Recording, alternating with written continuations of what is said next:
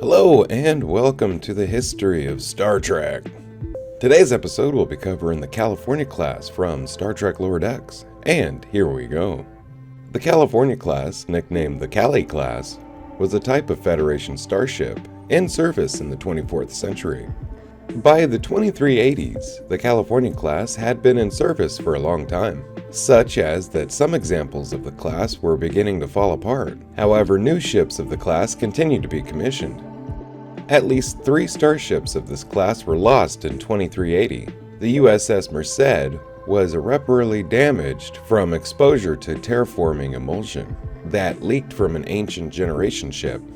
The USS Rubidoux was subsumed by a space-dwelling life form, and the USS Slavang was destroyed with all hands by an enhanced pack-led vessel. Physical arrangement. Its design consisted of a saucer section and a wide secondary hull, positioned below and aft the saucer between 2 elongated nacelles.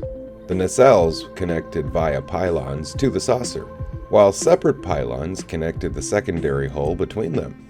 The pylons contained turbolift access in their aftmost section.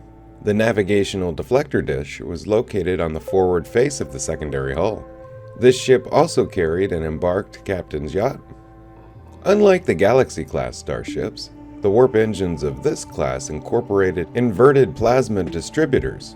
It was believed that these caused the sound of their warp engine to be a little more higher pitch. However, other sources maintain that the unique sound was caused by the vibrations in the dilithium disbursement manifold. The tactical systems.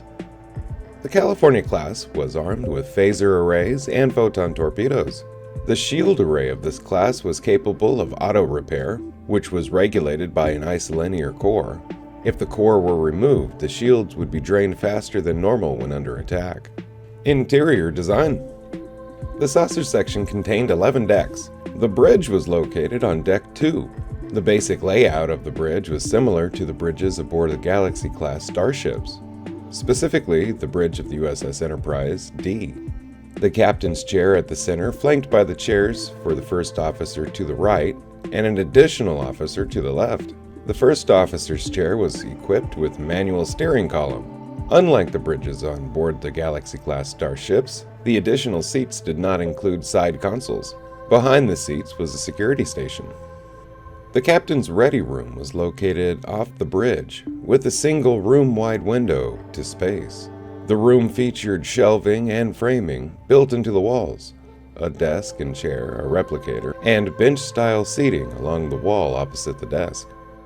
Shuttle bays. 2 main shuttle bays were at the aft of and to either side of the saucer section, spanning decks 5 and 6, with further room for shuttlecraft storage deeper into Deck 6. The ship carried a complement of at least 5 Type 6A shuttlecrafts and at least 4 Argo-type ground vehicles, stored on decks 5 and 7, adjacent to the shuttle bays. An additional shuttle bay was located aft and center of engineering's secondary hull. This permitted engineering supplies, hazardous materials, and non-hazardous cargo to be separated from one another during shuttlecraft operations. Recreational facilities.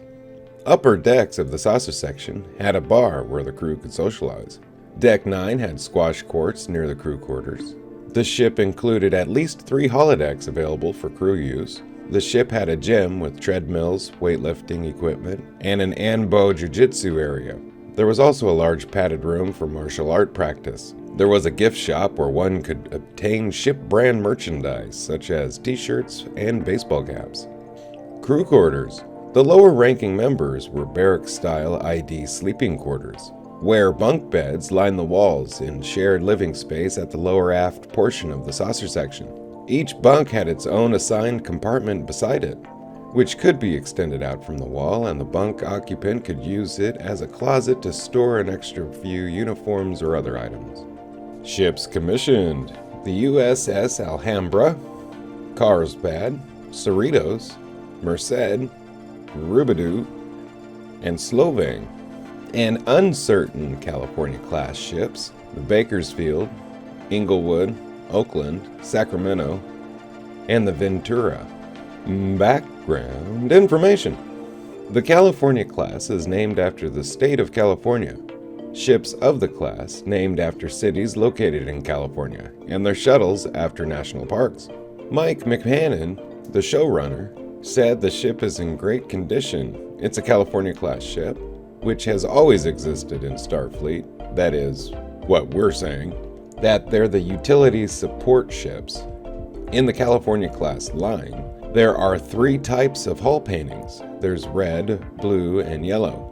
We've extended the visual metaphor of the uniforms to the ships, and the Cerritos has yellow on the hull because it's primarily a second contact engineering ship. They show up to planets that need engineering stuff done on them in order to be able to communicate with the Federation.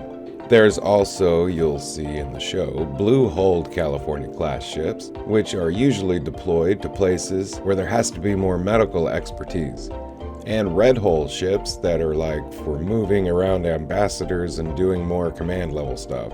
McMahon also stated that he was a big fan of the Miranda-class USS Reliant, and used that design mixed with the stylization of the Galaxy-class Enterprise D as the visual inspiration for the class. According to Brad Winters, this class is 535.2 meters long and 121.3 meters high. Hey, thank you for watching the history of Star Trek.